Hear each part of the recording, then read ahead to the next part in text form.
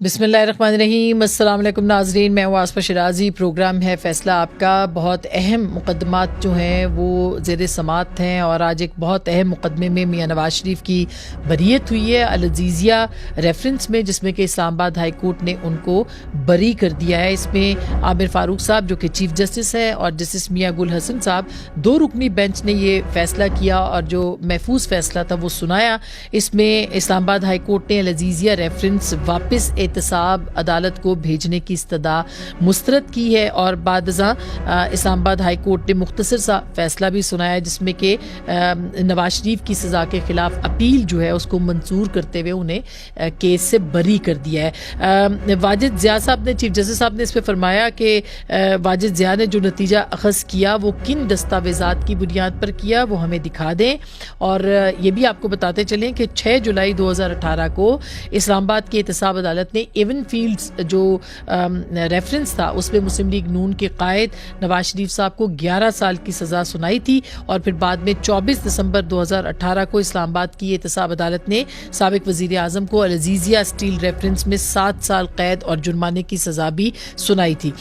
ابھی اس سال 26 اکتوبر کو دو مہینے پہلے اسلام آباد ہائی کورٹ نے نون لیگی جو یعنی نون لیگ کے جو قائد ہیں میاں نواز شریف، ان کی درخواست پر ایون فیلڈز اور العزیزیہ ریفرنس میں سزا کے خلاف اپیلیں بھی بحال کی تھیں۔ یہ بھی آپ کو یاد رہے کہ گزشتہ دنوں اسلام آباد ہائی کورٹ نے ایون فیلڈز ریفرنس جو ہے اس میں سابق وزیر اعظم نواز شریف صاحب کو 11 سال کی جو ان کی قید کی سزا تھی اس کو قلعدم قرار دیا تھا اور انہیں بری کیا تھا۔ تو دیکھا جائے تو نواز شریف صاحب کے خلاف جو بھی کیسز تھے اس میں ان کو وہ تقریباً ختم ہو گئے ہیں، اور نااہلیت کی جو معاملہ ہے، تاحیات نااہلیت کا، اس کو بھی ٹیک اپ کیا گیا ہے کل سپریم کورٹ میں۔ اب نواز شریف صاحب جو ہیں وہ انتخابات کے لیے ایلیجبل ہوں گے، وہ الیکشن لڑ سکتے ہیں۔ اس سے پہلے ان کے خلاف چونکہ یہ سزا تھی لہٰذا وہ نہیں لڑ سکتے تھے۔ بہت سارے لوگ جو ہے وہ ظاہر ہے کہ ان کے جو ناقد ہیں وہ یہ بات کر رہے ہیں کہ ان کو انصاف بہت ریلیف ان کو بہت جلدی ملا ہے، بہت سارے معاملات کے اندر ان کے اوپر تنقید کی جا رہی ہے، اور آنے والے دنوں میں ظاہر ہے کہ نااہلیت کی سزا اگر ختم ہو گئی تو جو کہ 5 سال کی سزا کا قانون بھی بن چکا ہے، تو پھر ان کے لیے راستے جو ہے وہ ہموار ہوں گے۔ کیا چوتھی بار کے وزیر اعظم ہوں گے نواز شریف صاحب؟ یہ بہرحال ایک اہم سوال ہوگا۔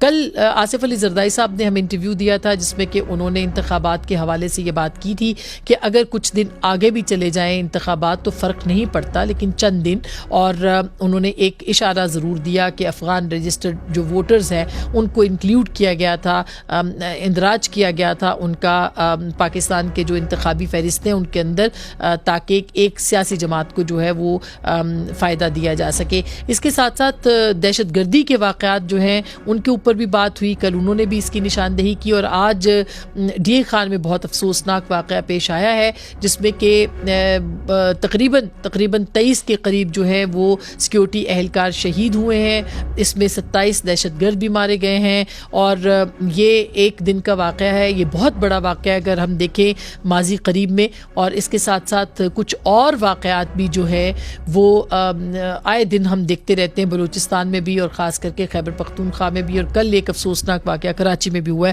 تو یہ سارے معاملات جو ہیں یہ کس طرف جا رہے ہیں؟ کیا انتخابات جو کہ ہونے ہیں 8 کو ہونے چاہیے آئین کے مطابق، کیا وہ شفاف انتخابات ہوں گے؟ لیول پلینگ فیلڈ ملے گی؟ سیاسی جماعتیں کیا شکوہ کر رہی ہیں؟ ان کے تحفظات کیا ہیں؟ کل ہم نے آصف علی زرداری صاحب سے بات کی تھی، آج ہمارے ساتھ موجود ہیں مولانا فضل الرحمان صاحب جو کہ سربراہ ہیں پی ڈی ایم کے بھی اور سربراہ ہیں JUIF کے بھی، ان سے ہم بات کرتے ہیں۔ جی مولانا السلام علیکم۔ وعلیکم السلام۔ سر بہت بہت شکریہ، آپ نے وقت دیا اور ڈی آئی خان سے ہی وقت دیا۔ وہاں پہ اس وقت بھی حالات اچھے نہیں ہیں اور جو اطلاعات آ رہی ہیں وہ تشویشناک ہیں۔ تو پہلے تو آپ ہمیں یہ بتائیے کہ کیا وہاں پہ سچویشن ہے، کیونکہ آپ سیاسی رہنما ہیں، لوگ آپ سے رابطے میں رہتے ہیں، آپ کے پاس انفارمیشن ہوتی ہے۔ کیا پاکستان کو اندازہ ہے کہ خیبر پختونخوا میں معروضی جو حالات ہیں سیکیورٹی کے وہ کیا ہیں؟ دیکھیے، یہ کیسے ممکن ہے کہ ہم یہ کہیں کہ ریاست کو اس کا ادراک نہیں ہے، کیا ریاست اس سے آگاہ ہے؟ یہ تو سوال ہی پیدا نہیں ہوتا۔ یہاں پر بھی ریاست موجود ہے، ریاستی ادارے موجود ہیں، اور اس وقت ایک لمبے عرصے سے وہ اس صورتحال سے نبردآزما ہیں. یہاں ہمارے جو اپنے ڈیرہ اسماعیل خان ہے یا ٹانک ہے یا لکی مروت ہے اور پھر یہ بنو اور آگے جا کر وزیرستان تک، وہاں تو روزمرہ کی بنیاد پر شہادتیں ہو رہی ہیں اور عام شہری بھی، ریاستی اداروں کے اہلکار بھی سرزمین وطن کے لیے اپنی قربانیاں دے رہے ہیں. تو یہ سلسلہ تھما نہیں ہے کبھی. باجوڑ سانحہ ہوا جس میں بیک وقت کوئی اس وقت تک میرے خیال میں جو اطلاعات ہیں ہمیں وہ 80 تک ہمارے شہداء پہنچ گئے ہیں. تو اس تمام تر صورتحال میں ہم تو پہلے سے ہی کہتے رہے ہیں کہ ہمیں الیکشن چاہیے، اس لیے بھی کہ ہم نے 3.5 سال اگر پچھلے رجیم کے خلاف آزادی مارچ کیا ہے، پی ڈی ایم بنایا ہے، پی ڈی ایم کے تحت جلسے کیے ہیں، یہ سب کچھ تو اسی نقطے کے اوپر تھا کہ ہم نے اس الیکشن کو نہیں مانگا تھا اور ہم دوبارہ الیکشن مانگ رہے تھے. اب جو صورتحال آ گئی ہے کہ جی تحریک کے نتیجے میں تو کوئی تبدیلی کی بجائے ہم نے عدم اعتماد کے ذریعے تبدیلی لانے کو ترجیح دی، جس کی وجہ سے ملک اتنا ڈوب چکا تھا کہ اس کو دوبارہ اٹھانے میں کوئی بڑی کارکردگی بھی ہم نہیں دکھا سکے، سوائے اس کے کہ ہم نے ملک کو دیوالیہ پن سے بھی بچایا اور ہم نے ملک کو ٹکڑے ہونے سے بھی بچایا اس رجیم کو ہٹا کر. یہ مولانا یہ بہت اہم معاملہ ہے جو جس کی طرف آپ نشاندہی کر رہے ہیں. میں اس کے اوپر بھی آتی ہوں، مگر پہلے یہ جو سیکیورٹی کی بات آپ نے کی، باجوڑ میں آپ کی جماعت کی جو کارنر میٹنگ تھی اس کے اوپر حملہ ہوا تھا، پھر بلوچستان میں ہم نے دیکھا حافظ حمداللہ صاحب کے اوپر حملہ ہوا. کیا وہاں مختوم میں میلاد النبی صلی اللہ علیہ وسلم کے جلوس پر حملہ ہوا اور اس میں بھی کوئی 60-70 لوگ شہید ہو گئے تھے. تو یہ کوئی ایسا معاملہ نہیں ہے کہ جس کو ہم آج ہی ڈسکس کر سکتے ہیں. ہمارے تو اب یہ زندگی کا حصہ بن گیا ہے. میرے گاؤں میں پرسوں جو ہے ملٹری آپریشن ہوا ہے، سارا دن جو ہے وہ گولے چلتے رہے، فائرنگ کا تبادلہ ہوتا رہا ہے اور میں اسی دن شام کو اپنے گاؤں میں پہنچا ہوں. اس وقت تو خاص طور رہی ہے، گاؤں میں لاکھوں میں دشواری ہو رہی ہے اور علاقے میں گھومنے پھرنے میں ہمیں دشواری ہو رہی ہے. تو یہ چیزیں تو میں پہلے سے کہتا رہا ہوں.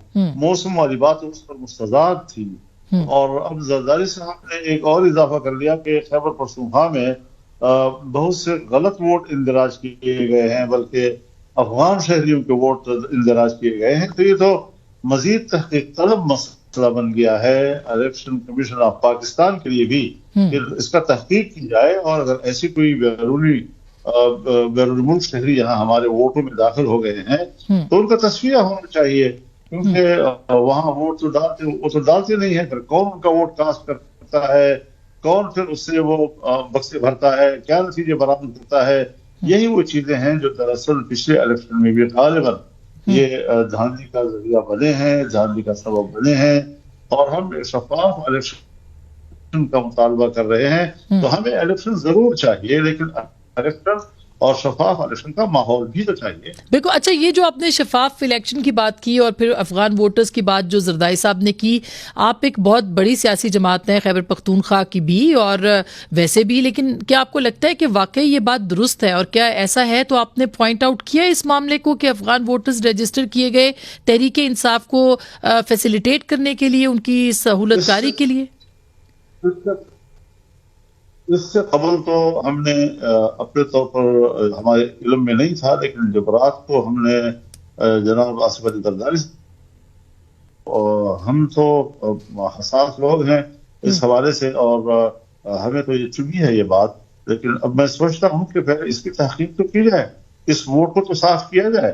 یہ تو نہ ہو کہ پھر اس ووٹ کو کل جو ہے کون بھگتائے گا، کس طرح اس کی کاسٹنگ ہوگی اور کس طریقے سے اس سے پھر بکسے بھرے جائیں گے. تو ہمارا اچھا، تو یعنی اب آپ بھی یہ مطالبہ کر رہے ہیں کہ الیکشن کمیشن جو ہے ٹھیک، یعنی آپ یہ مطالبہ کر رہے ہیں کہ جیسے زردائی صاحب نے کیا کہ شفاف تحقیقات ہوں، کہ افغان ووٹرز جو ہیں وہ رجسٹر کیے گئے تھے مینیپولیٹ کرنے کے لیے، سچویشن کو فیسیلیٹیٹ کرنے کے لیے پی ٹی آئی کے لیے. بالکل اگر ایسا ہے جیسے کہ انہوں نے فرمایا ہے تو میں ضرور یہ کہوں گا کہ اس کو صاف ہونا چاہیے اور اسے تمام ووٹ ختم ہو جانے چاہیے، لیکن اس کی تحقیق ہونی چاہیے، الیکشن کمیشن اس حوالے سے اطمینان حاصل کرے۔ لیکن مولانا اگر اس کی تحقیق ہوگی تو پھر تو 8-10 دن میں معاملات ٹھیک نہیں ہوں گے، اور 8-10 دن یا 12 دن یا 1 مہینے میں آپ موسم کی بھی بات کریں تو یہ تو بہت لمبا کام ہوگا، ووٹر لسٹوں والا بھی اور دیگر پتہ نہیں کہاں کہاں مینیپولیشن ہوئی ہوگی، جس طرح کہ آپ کے بھی شکوک و شبہات ہیں، تو اس میں تو وقت لگ جائے گا، تو انتخابات تو پھر ڈیلے ہو سکتے ہیں۔ جیسے لاری صاحب نے بتایا ہے کہ اگر کچھ دن مؤخر ہوتا ہے اور ہمیں چند دن کی تاخیر کے ساتھ ایک شفاف الیکشن ملتا ہے تو یہ کوئی بڑا سودا نہیں ہے۔ ہم نے اتنا عرصہ انتظار کیا ہے تو چند دن اور انتظار کر سکتے ہیں۔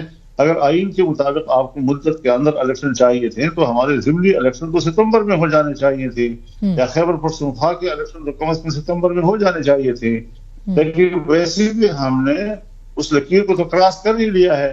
تو اگر کراس کر لیا ہے اور اس قسم کے اہم سوالات پیدا ہو رہے ہیں تو ہم نے صرف پولیٹیکل سکورنگ کے لیے تو باتیں نہیں کر رہی نا جی، ہم نے تو ایک حقائق تک پہنچنا ہوتا ہے، اور یہ ساری چیزیں موسم کا ہونا، ابھی میرے خیال میں مسلم لیگ کے لوگوں نے بھی جو ہمارے شانگلہ اور پہاڑی برفانی علاقوں کی طرف رہتے ہیں انہوں نے بھی کہا کہ ہمارے ہاں برف ہوگی، اور کافی علاقے جو ہیں وہ وہاں ووٹ ڈالنے کی پوزیشن میں نہیں ہوں گے۔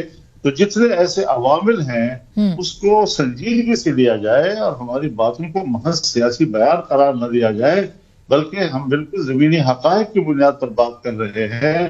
ہوگی کسی کا کوئی جلدی یا تاخیر میں کوئی فائدہ، لیکن ہم بالکل فائدے نقصان کی بنیاد پر بات نہیں کر رہے ہیں۔ حضرائے کرام، ہم نے جو 12 سال باتیں کی اور لوگ اس کو ایک سیاسی بیان سمجھتے تھے، آج اس کو حقیقت تسلیم کر رہے ہیں، اور تمام پارٹیاں اس حقیقت کو تسلیم کر رہے ہیں، سب اس نتیجے پر پہنچ گئے ہیں جو بات ہم کہتے تھے۔ اگر ہم اس اپنے موقف میں استقامت نہ دکھاتے اور تسلسل نہ دکھاتے تو آج شاید اس پر بھی پردے پڑ جاتے اور قوم کو نظر ہی نہ آتا کہ ہم کس چیز کو قوم کے سامنے آشکارا کر رہے ہیں۔ تو جس طرح وہ حقیقتیں آج تسلیم کر لی گئی ہیں، ہماری ان باتوں کو بھی بطور حقیقت تسلیم کیا جائے۔ لیکن مولانا ایسا نہ ہو کہ 8 فروری کو الیکشن نہ ہو تو اس کے بعد پھر آپ الیکشن مانگتے رہیں، آپ سڑکوں پہ آ جائیں کہ الیکشن دے اور الیکشن نہ ہو۔ یہ بھی تو پاکستان کے اندر ہوتا رہا ہے انفارچونیٹلی، اور آپ کہہ رہے ہیں کہ شفاف انتخابات کے لیے ڈیلے ہو سکتا ہے، اگر تو کیوں نہ ہو، یعنی آپ کو شفاف الیکشن زیادہ چاہیے بجائے کہ اب وقت پر ہوں، تو پھر یہ تو پھر مشکل بعد میں ہو سکتی ہے اگر ڈیلے ہوئے تو انتخابات۔ اللہ تعالیٰ فضل فرمائے۔ میں یہ نہیں کہتا کہ اگر الیکشن اس سے پہلے بھی ملتوی ہوئے ہیں، کچھ حادثات کی وجہ سے بی بی شہید کی شہادت پر بھی تو ملتوی ہوئے تھے، تو لوگوں کا ذہن اس بات کے لیے تیار رہتا ہے، لوگوں کو پتہ چلتا ہے کہ یہ کسی ناگزیر وجوہ کی بنیاد پر چند دن کے لیے مؤخر ہو رہا ہے۔ اگر ناگزیر وجوہ لوگوں کو سمجھ میں نہ آئے اور لوگ سمجھے کہ یہ تو کوئی بہانہ تلاش کیا جا رہا ہے الیکشن سے فرار کا، تو پھر لوگوں کو اس بھی بے حس نہیں ہے، ان کو فوری طور پر احساس ہو جاتا ہے، اور وہ پھر پبلک روڈوں پہ بھی آتی ہے، اپنا احتجاج بھی کرتی ہے۔ کوئی ایسا گیا گزرا زمانہ نہیں ہے کہ لوگوں کے پاس ادراک نہیں ہے یا ان کے پاس احساس نہیں ہے۔ اس وقت لوگ یہ ادراک رکھتے ہیں کہ اس قسم کے حالات زمین پر موجود ہیں، اور جس طرح آج ہی ایک واقعہ ہماری ہی ڈیرہ اسماعیل خان میں درابر میں ہوا ہے، جس میں میرے خیال میں 20 سے 30 تک کے ہمارے فوجی جوان جو ہے شہید ہو گئے ہیں۔ تو اتنے بڑے واقعات ہو رہے ہیں یہاں پر، اور ہم بالکل اس حقیقت کا سرے سے نظر انداز کر دیتے ہیں، ہم ٹھٹھے اڑاتے ہیں، مذاق اڑاتے ہیں کہ بھئی یہ تو کوئی الیکشن سے بھاگ رہا ہے۔ نہیں، قطعاً ایسی بات نہیں ہے۔ میرے ضلع میں پیپلز پارٹی کے بھی میرے لوگ ہیں جو میرے دوست بھی ہیں، اور الیکشن بھی میرے مقابلے میں ہوتے ہیں۔ اس کے علاوہ بھی اور بڑے سردار اور خواتین یہاں پر موجود ہیں جو الیکشن بھی لڑتے ہیں، ہمارے دوستی بھی ہیں، تعلقات بھی ہیں ان کے ساتھ۔ میں نے پوچھا ہے، وہ بھی کہتے ہیں جی ہم تو کمپین کے لیے باہر نہیں نکل سکتے، آپ نہیں کہہ رہے، ہمارا بھی یہی حال ہے جی۔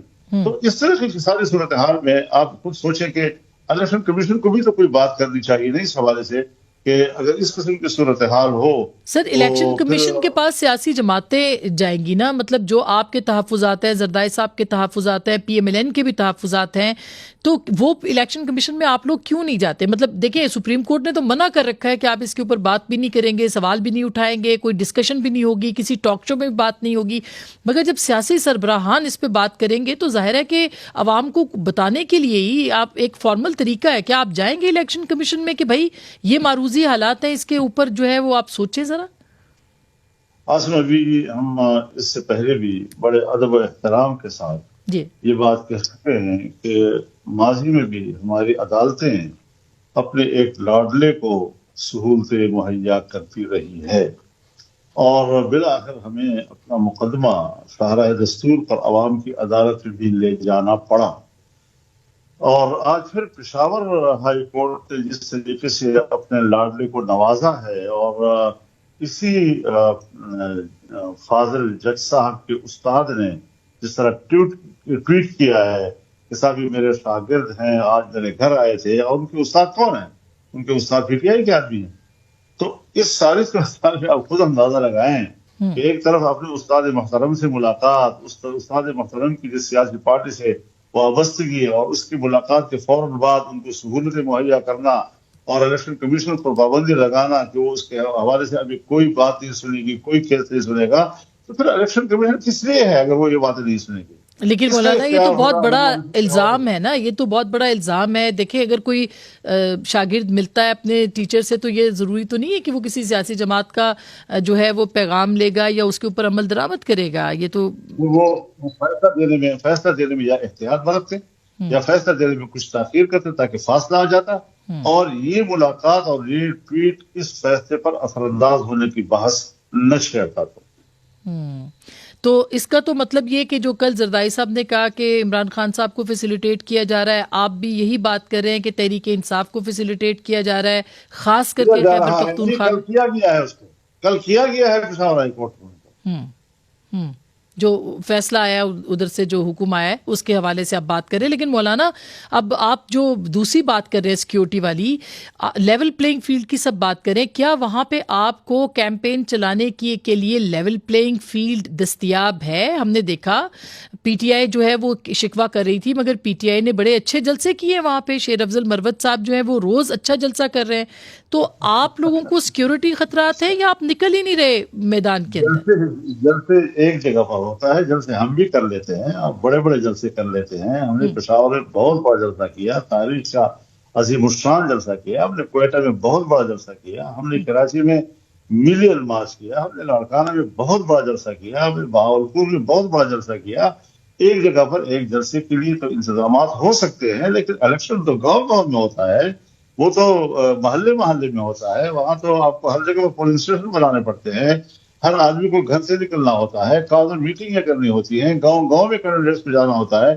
تو اس جلسے کے اوپر آپ کیوں قیاس کرتے ہیں انتخابی مہم کو؟ اور یہاں پر جو کھیل کا برابر کا میدان جو ہے وہ کسی کو بھی مہیا نہیں ہے. صرف یہ نہیں کہ جے یو آئی کو مہیا نہیں ہے یا فضل الرحمان کو مہیا نہیں ہے، یہاں تو کسی کو بھی مہیا نہیں ہوتی. پی ٹی آئی کو بھی مہیا نہیں ہے آپ کے خیال میں؟ ابھی تک تو اللہ تعالیٰ ان کو محفوظ رکھے. ان کے حوالے سے میرے خیال میں کسی قسم کا کوئی خطرہ نہ اسلام کو ہے، نہ دین کو ہے، نہ وطن عزیز کو ہے. تو اللہ تعالیٰ آئندہ بھی ان کو محفوظ رکھے. باقی ہم سب لوگ تو جو ہے شاید اسلام کے لیے بھی خطرہ ہے، ملک کے لیے بھی خطرہ ہے. کچھ سمجھ میں بات آ نہیں رہی کہ دنیا میں کیا کھیل کھیلا جا رہا ہے. مولانا یہ ظاہر ہے آپ تنزن یہ بات کر رہے ہیں، مطلب ہم وہاں پہ جو سیکیورٹی کی صورتحال ہے میں اس کے پوائنٹ آف ویو میں کہہ رہی ہوں کہ آپ یہ کہہ رہے ہیں کہ صرف آپ کی جماعت کو یا ایک دو اور جماعتیں جو ہیں ان کو خطرہ ہے، باقی تحریک انصاف کو وہاں پہ خطرہ نہیں ہے. میں خطرہ نہیں ہے کا فتویٰ نہیں لگا رہا ہوں، خطرے میں سب ہیں، لیکن اب تک جو محفوظ ہیں میں اس کی بات کر رہا ہوں. اور محفوظ کون ہے؟ آپ نے ذکر تو کیا، پھر آپ اس سے کیوں کروا رہے ہیں؟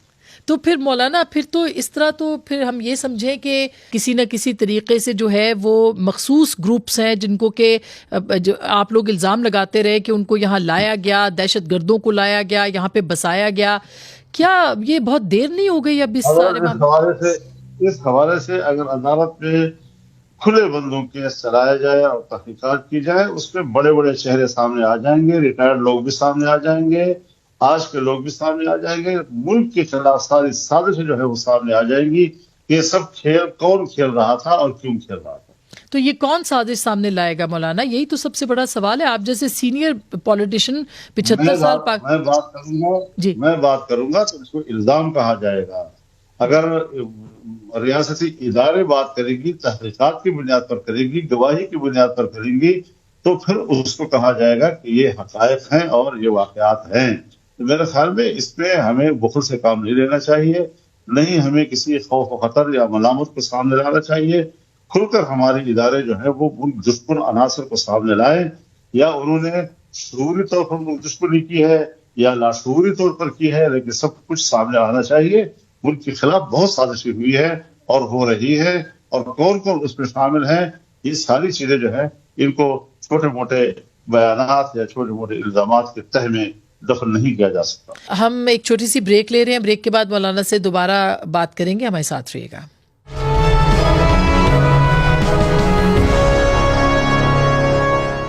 ویلکم بیک ناظرین, ایک دفعہ پھر آپ کو خوش آمدید کہتے ہیں. مولانا فضل الرحمان صاحب ہمارے ساتھ موجود ہیں, ان سے بات کرتے ہیں. مولانا, مجھے یاد ہے کہ جو لاسٹ میرا آپ کے ساتھ انٹرویو ہوا تھا پی ڈی ایم گورنمنٹ میں ہی, اس میں بھی آپ نے یہ بات کہی تھی, اور آپ نے اس وقت کے جو چیف تھے ان کے بارے میں بات کی تھی کہ سہولت کاری ہو رہی ہے سیاسی طور پہ بھی, دیگر بھی. آپ لوگ کیا لوگوں کو یہ بتانے میں ناکام ہو رہے ہیں کہ یہ سب چیزیں کیسے ہوئیں, کیا ہوئیں, یا آپ یہ بتانا نہیں چاہتے کہ یہ, کیونکہ سچ تو کہنا پڑے گا کسی نہ کسی جگہ پہ نا؟ میں نے جتنا سچ بتایا ہے کسی ماں نے ابھی تک کسی کو جنا بھی نہیں ہے, لیکن اس سچ کا کیا نتیجہ آج تک نکلا ہے. اور سوائے اس کے کہ 10-15 سال تک میرے اوپر لوگ مذاق اڑاتے رہے کہ میں کوئی ذاتی جنگ لڑ رہا ہوں, میری کوئی ذاتی دشمنی ہے, میری کوئی لوکل سیاسی دشمنی ہے, کوئی میں کرسی کی جنگ لڑ رہا ہوں, کیا کیا مذاق میرے اڑائے گا. اور آپ کی میڈیا نے اڑائے ہیں, جی, آپ کے اینکر نے اڑائے ہیں میرے مذاق, لیکن آج حقائق سامنے آ گئے ہیں, کچھ آ گئے ہیں, کچھ ابھی باقی, جی, وہ بھی آ جائیں گے انشاءاللہ. کوئی ایسی بات نہیں, لیکن سنجیدہ ہو اور ریاست سنجیدہ ہو جائے. اس وقت سب کچھ میں ریاست کے ستون اس میں شامل تھے, اور ان کو ذرا بے نقاب کیا جائے, سامنے لایا جائے کہ وہ ان چیزوں میں کیوں ملوث تھے. ایسے عنصر کو ملک پر مسلط کرنا یہ کس کی سازش تھی, کون سی قوت اس کے پیچھے تھی, کس ایجنڈے کے تحت اس کو ملک پر مسلط کیا گیا. اس میں ملک نشانے پر, اس کے ملک کا نظریہ نشانے پر, اس کے ملک کی تہذیب نشانے پر, اس کے ملک کی معیشت نشانے پر کچھ بھی تو نہیں چھوڑنا تھا انہوں نے. اور آج ہم اس سے نکلنے کی کوشش کر رہے ہیں تو نکلنے کا راستہ نہیں مل رہا ہمیں. تو بالکل مولانا, یہ آپ کی باتیں بہت صحیح درست ثابت ہوئی, اس میں کوئی شبہ نہیں ہے. لیکن سوال یہ ہے کہ پی ڈی ایم کی ایک حکومت آئی, بے شک 16 مہینے کے لیے آئی, لیکن آپ نے بھی تو لوگوں کو اعتماد نہیں دیا. آپ نے لوگوں کو یا بتایا نہیں, یا آپ نے پرفارمنس کے حوالے سے بھی آپ کے اوپر بہت سارے سوالات ہیں. تو پھر کس طرح سے لوگ یقین کریں سر؟ میں نے الیکشن سے حکومت پی ڈی ایم کی حکومت آنے سے پہلے 1-2 سال سے بڑے بڑے جلسوں میں کہنا شروع کر دیا تھا کہ ملک کی معیشت اس حد تک گر چکی ہے کہ کوئی پارٹی معیشت کو اٹھانے کا دعویٰ نہ کرے, وہ ایسا نہیں کر سکیں گے. اب ہم دلدل کی طرف چلے گئے ہیں, اور دلدل نام اسی چیز کا ہے کہ جس میں آپ نکلنے کی کوشش کرتے ہیں لیکن دس سے چلے جاتے ہیں. اسی کا جو ہے تو سامنا کرنا پڑا پی ڈی ایم کی حکومت کو بھی. لیکن اتنا ضرور ہوا کہ اب ہم نے ملک کو بھی نکالنا تھا, ہم نے اس فطرے کے خلاف بھی جنگ لڑنی تھی, اور اس میں اتنا ضرور ہوا کہ ملک بھی ٹوٹنے سے بچا ہے اور دیوالیہ ہونے سے بھی بچا ہے, اور ملک کی معیشت کو تھوڑا آگے بھی بڑھایا ہے. تو اس حوالے سے 16 مہینے میں اتنا ہی ہو سکتا تھا. اگر آپ یہ سمجھتے ہیں کہ 16 مہینے میں ہم نے معیشت کو آسمان پہ کیوں نہیں چڑھایا, بحران سے کیوں نہیں نکالا, دلدل سے کیوں نہیں نکالا, تو میرے خیال میں یہ پھر ایسی ایک بیان بازی والی بات ہوگی, اس کا حقائق سے تعلق نہیں ہوگا. لیکن پرسیپشن ایسا بنا دیا گیا, ایک تاثر ایسا قائم کر دیا گیا کہ عمران خان صاحب کی حکومت کا سارا ملبہ جو ہے وہ آپ کی اتحادی حکومت کے اوپر گرا. تو کیا آپ کو لگتا ہے کہ وہ تاثر بھی مٹانے میں آپ ناکام ہوئے ہیں؟ اور اب جی, میں نے پہلے کہا تھا عدم اعتماد سے پہلے کہ عدم اعتماد کے راستے سے نہ آئے, ورنہ سارا ملبہ آپ کے اوپر آئے گا. لیکن پھر اتحاد توڑنا یہ بھی مشکل تھا, اس وقت بہت نقصان ہو جاتا اگر ہم الگ ہو جاتے. تو اس لحاظ سے ہم بالکل تنہا ہو گئے تھے اس رائے میں، اور بڑے لوگ سب اکٹھے ہو گئے کہ چلو عدم اعتماد کے لیے حالات برابر ہیں، یہاں تک کہ پھر جب 30 لوگ پی ٹی آئی کے ٹوٹ کر ان سے باغی ہو گئے، اور پھر ایم کیو ایم بھی آ کے شامل ہو گیا، باب پارٹی بھی شامل ہو گئی، تو اب یہ لوگ تو 1 یا 2 دن کے لیے نہیں آئے تھے نا جی، تو اس لیے پھر وہ جو ہماری رائے تھی وہ دب گئی، اور ورنہ ہم علی وجہ البصیرت سمجھ رہے تھے کہ ہم ان کا ملبہ اپنے سر پہ لیں گے، ان کا گن اپنے سر پہ لیں گے، اور ہم کوئی زیادہ بڑی کامیابی نہیں حاصل کر سکیں گے۔ کامیابی حاصل کی ہے ہم نے، لیکن وہ اتنی نہیں کہ اس کے اثرات پبلک تک پہنچ سکیں اور عام آدمی کو بھی ہم باور کرا سکیں۔ جی، جیسے آپ کہتے تھے کہ ملک ڈیفالٹ ہو رہا تھا، آپ نے اس کو بچایا، لیکن کیا یہ اچھا ہوتا کہ ایسے لگتا ہے کہ جیسے آپ کے اور زرداری صاحب کے اور میاں صاحب کے بیچ کوئی انڈرسٹینڈنگ ہے، کوئی چیزوں کو آپ کو پتہ ہے کہ کیا ہے، کیا آپ لوگوں کو بتائیں گے، عوام کو بتائیں گے کہ آپ تینوں کسی ایک ایسے نتیجے پہ پہنچ چکے ہیں جس کا علم شاید باقی لوگوں کو نہیں ہے؟ میں اتنا کہہ سکتا ہوں کہ جو فیصلے ہوتے رہے اور ہم روکتے رہے اور پھر روکنے میں ناکام ہو جاتے تھے، اور سب کا ایک اتفاق رائے بن جاتا تھا اور ہم تنہائی کی طرف جاتے تھے، اور اگر ہم اس پہ ڈٹ جاتے تو پھر وہ اتحاد ٹوٹ جاتا، اور اتحاد ٹوٹنے کے پھر زیادہ نقصانات تھے، تو یقیناً ہم نے پھر اس اتفاق رائے کو قبول کیا ہے۔ لیکن اس میں کوئی شک نہیں ہے کہ زرداری صاحب محترم جو ہیں وہ انیشیٹو لیتے تھے، اور اس کے بعد پھر ایک اتفاق رائے بن جاتا تھا، اور پھر ہمیں بھی ان کے ساتھ چلنا پڑتا تھا اپنے تحفظات کے ساتھ ساتھ۔ یعنی آپ نے زرداری صاحب کے اور نواز شریف صاحب کے فیصلوں کو پہ اس لیے چلے کہ ظاہر ہے کہ وہ اکثریتی جماعتیں تھیں، یعنی مجبوراً ہم کہہ سکتے ہیں کہ آپ نے اتفاق کیا کیونکہ حالات ایسے ہو گئے تھے۔ جی تقریباً ایسی بات جیسا آپ نے تعبیر کیا، تقریباً یہی ہے۔ تو پھر مولانا پھر آگے کیسے بڑھا جائے گا آپ کے خیال میں؟ جس دلدل کی آپ بات کر رہے ہیں، بہت سارے لوگ کہتے ہیں کہ یہ اس کا حل غیر آئینی حل میں چھپا ہے، اس دلدل سے نکلنا۔ خدا نہ خواستہ کیا ہم کسی غیر آئینی چیز کی طرف تو نہیں بڑھ رہے؟ میں بڑی وضاحت کے ساتھ کہہ دینا چاہتا ہوں کہ غیر آئینی کوئی حل ہوتا ہی نہیں، غیر قانونی کوئی حل ہوتا ہی نہیں۔ ہمیشہ آئین کے دائرے میں رہتے ہوئے پبلک کی کمٹمنٹ ہوتی ہے، تمام قومیتوں کی کمٹمنٹ ہوتی ہے، تمام صوبوں کی کمٹمنٹ ہوتی ہے، ملک کے ہر آبادی کی اور ہر قومیت کی کمٹمنٹ ایک آئین کی صورت میں میثاق ملی ہے۔ یہ ہمارا تو ایک تو آئین کے علاوہ میں کوئی حل سمجھتا ہی نہیں ہوں۔ دوسری بات یہ کہ الیکشن ہونے چاہیے، طویل المدت حکومت ہونی چاہیے، 5 سال تک اس کے پاس وقت ہونا چاہیے، ایک بھاری عوامی مینڈیٹ ہونا چاہیے، اور پوری خود اعتمادی کے ساتھ طویل المدت منصوبے بنائے جائیں تاکہ ہم اس درد سے نکل سکیں۔ یہ جو قلیل المدت اور فوراً ہم سوچتے ہیں، شاید اب یہ کافی نہ ہو۔ تو آپ کو پیش منظر کیسا نظر آ رہا ہے؟ مثلاً یہ کہ ظاہر ہے کہ مخلوط حکومت ہوگی، واضح اکثریت تو کوئی جماعت نہیں لے پائے گی۔ بلوچستان میں، خیبر پختونخوا میں آپ کی جماعت بہت مضبوط نظر آتی ہے، تو کیا آپ اس پوزیشن میں ہوں گے کہ حکومت سازی میں باقی جماعتوں کے ساتھ آئیں یا خیبر پختونخوا میں حکومت بنائیں؟ دیکھیے اس پوزیشن میں تو ہم آ جائیں گے، اور ہمارے درمیان اعتماد بھی موجود ہے۔ ہم نے مل کر کام کیے ہیں، چاہے پیپلز پارٹی ہو، چاہے دوسری جماعتیں ہوں، پھر مسلم لیگ نون کے ساتھ تو ہم نے ایک بڑی لمبا اتحاد برقرار رکھا، ان کے ساتھ حکومت میں رہے۔ پھر جب وہ زیر اقتدار آئے تب بھی ہم نے ان کا ساتھ نہیں چھوڑا اور ڈٹ کر ان کے ساتھ رہے۔ پھر سارا یہ جو اس رجیم کا دور تھا، اس میں تو ہم فرنٹ لائن پہ لڑتے رہے، اور ہم نے کبھی ایک لمحے کے لیے میں نواز شریف کی غیر موجودگی جو ہے محسوس نہیں ہونے دی۔ تو یہ سارا ایک باہمی اعتماد کو ہم نے اٹھایا ہے اور وہ برقرار ہے، اور ہم اس باہمی اعتماد کا آنے والے مستقبل میں فائدہ ملک کو دینا چاہتے ہیں۔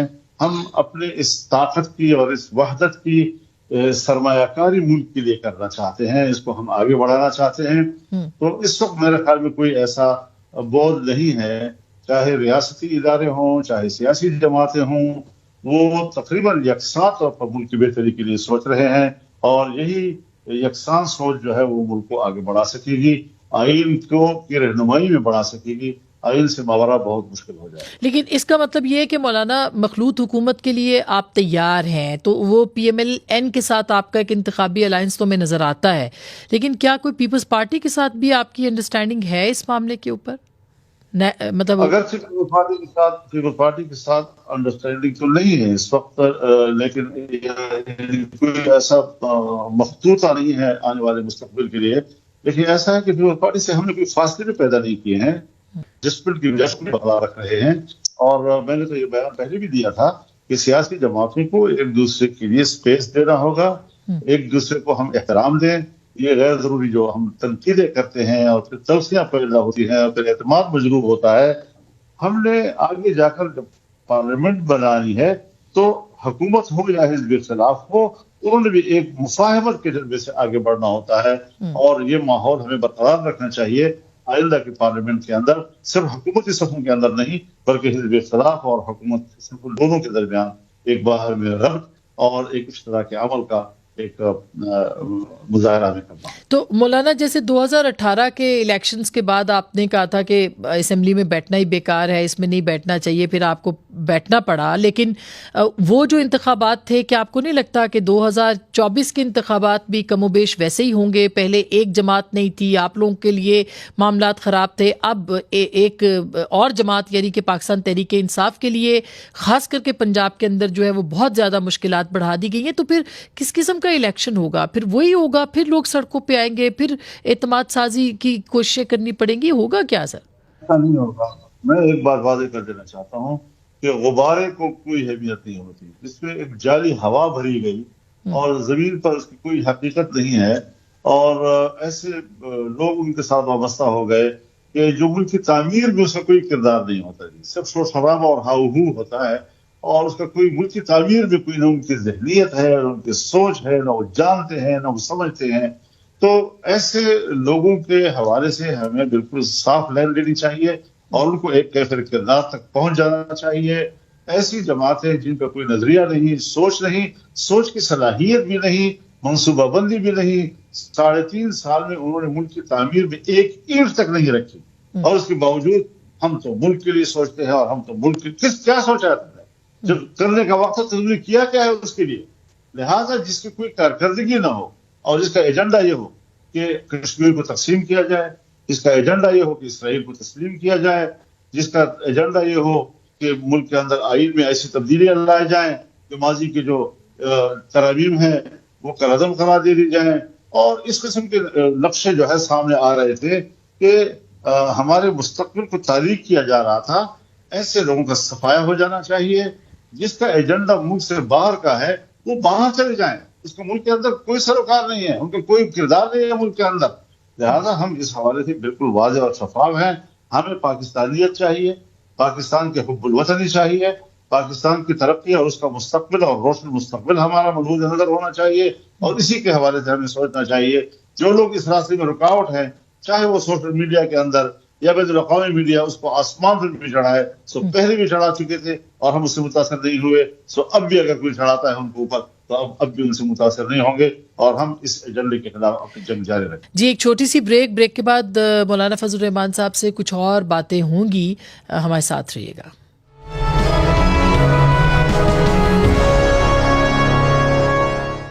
ویلکم بیک ناظرین، ایک دفعہ پھر آپ کو خوش آمدید.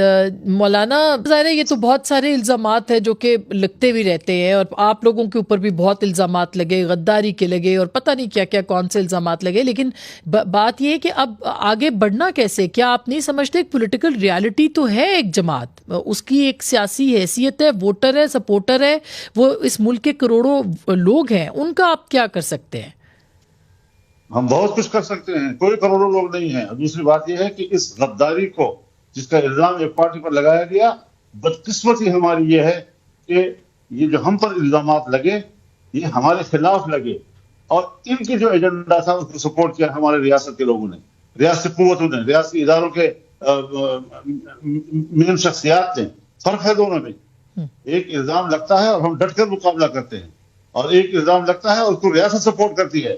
یہ ہے وہ غداری جو ہمارے ملک میں ہوئی ہے اور اس کو ہم نے آگے نہیں بڑھنے دینا چاہیے. تو اس کے لیے احتساب تو پھر ان کا بھی ہونا چاہیے جنہوں نے یہ سب سسٹم کیا، جو لائے ایسے لوگوں کو یا جنہوں نے ایسے لوگوں کی پرورش کی. پھر ان کا احتساب تو نہیں ہوتا مولانا؟ دیکھیے ہوگا، ان کا احتساب کے بغیر تو ملک آگے نہیں بڑھے گا. اگر ہم ان کو اس طرح زندہ رکھیں گے اور میں آپ سے بھی کہنا چاہتا ہوں اور آپ کی وساطت سے پورے ہمارے نیشنل میڈیا کو بھی کہنا چاہتا ہوں کہ آپ حضرات بھی تھوڑا ملک کا ساتھ دیں، اور صرف اپنے آپ کو بس ہمارے خلاف کوئی بات ہو تو آپ فریق بن جاتے ہیں، ان کے خلاف کوئی بات ہو تو صحافتی غیر جانبداری آپ کو فوراً پڑ جاتی ہے. تو یہاں پر بھی ہمیں ملک کے حق میں جانبدار بننا پڑے گا، چاہے ایک پارٹی جو ہے وہ سمجھتی ہو کہ ہمارے پاس لوگ ہیں. کوئی ورکر نہیں ہے یہ. اگر 1 لاکھ ان کے پاس سوشل میڈیا کے ورکر ہیں اور 1 کروڑ سے زیادہ ان کے فیک اکاؤنٹس ہیں، اس سے بھی زیادہ، یہ پارٹی ہے. تو آپ کو عمران خان صاحب کا مستقبل کیا لگ رہا ہے مولانا؟ ان کا نہ ماضی تھا، نہ حال تھا، اور نہ مستقبل ہے. یہ زبردستی قوم پر مسلط کرنے والا ایک طبقہ ہے جس کو ہمیں نست نابود کرنا ہے. لیکن ایسا بھی تو ہو سکتا ہے کہ اسٹیبلشمنٹ دوبارہ ان کے ساتھ بات کرے جیسے ماضی میں کرتے رہے. ایسی پالیسیز تو بنتی رہی ہیں. ہم نے پہلے بھی اسٹیبلشمنٹ کے ساتھ مقابلہ کیا ہے اور پھر بھی کریں گے. تو مولانا ہم یہ پاکستان کے مالک نہیں ہے، اسٹیبلشمنٹ پاکستان کے مالک نہیں ہے، پاکستان کے مالک ہم ہیں. اور اگر ہمیں نظر انداز کر کے وہ پھر ایسے اقدامات کی اعادہ کرے گی تو ہم ببانگ دوہری یہ بات کہنا چاہتے ہیں کہ اگر باجوہ اور جلال فیض کا مقابلہ میں نے کیا ہے تو میں آئندہ بھی اس قسم کے عناصر کا مقابلہ کر سکتا ہوں. اللہ کے بعد بتانے سے. مولانا ایسا بھی سننے میں آ رہا ہے کہ آپ امیدوار ہوں گے اگلی دفعہ صدر بننے کے نیکسٹ سیٹ اپ میں؟ میں ہوں یا نہ ہوں، لیکن میں آپ کو بتانا چاہتا ہوں کہ میں رہا ہوں. اگر پیپلز پارٹی کا کینڈیڈیٹ ڈالا تھی تو شاید ہم جیت بھی جاتے. میں پرائم منسٹر کا کینڈیڈیٹ رہا ہوں. اگر پیپلز پارٹی کا کینڈیڈیٹ ڈالا تھی اس وقت تو شاید ہم جیت بھی جاتے. تو اس گھر کو آگ لگ گئی، گھر کے چراغ سے ہمیں کچھ شکایتیں ہیں، لیکن چونکہ مناسب کے لیے ہم نے کوئی ایسی جنگ نہیں لڑی کہ جس سے ہم سیاست میں تلخیاں لے آئیں. تو ہر پارٹی کو یہ حق حاصل ہے. ہاں، اس کا دار و مدار ہے آپ کے الیکٹرل کالج اور آپ کی سیاسی پارلیمانی قوت پر. کیا آپ کی قوت سامنے آتی ہے، لہذا اس کو ہم اگلے پارلیمانی قوت پر ہی چھوڑیں گے، پہلے سے ہم فیصلے نہیں کیا کرتے. مولانا نواز شریف صاحب کی بریت بھی ہو گئی ہے آج العزیزیہ کے اندر بھی، تو ان کے بارے میں کیا کہیں گے؟ کیا وہ وزیر اعظم ہوں گے چوتھی بار کے؟ اور زرداری صاحب نے کہا ہے کہ وہ بھی وزیر اعظم بن سکتے ہیں. دیکھیے بات یہ ہے کہ وزیر اعظم ممبر بنتا ہے. اگر آپ پارلیمنٹ کی ممبر ہیں تو آپ بھی بن سکتے ہیں، میں بھی بن سکتا ہوں، بن سکتے سارے ہیں. لیکن یہ جس کے پاس اکثریت ہوگی وہی بنے گا. تو اگر العزیزیہ کیس سے ان کو بریت مل گئی ہے اور فیصلہ آ گیا ہے تو میں انہیں مبارکباد پیش کرتا ہوں. جی بہت بہت شکریہ مولانا فضل الرحمان صاحب. پاکستان کی تاریخ میں مولانا کا تجربہ اور ان کی سیاسی جماعت اور ان کے خاندان کی کنٹریبیوشنز بھی ہیں، اور آپ نے ان کی جو ایک پولیٹیکل وزڈم ہے اس کے حوالے سے آپ نے گفتگو بھی سنی ہے. فیصلہ آپ کا.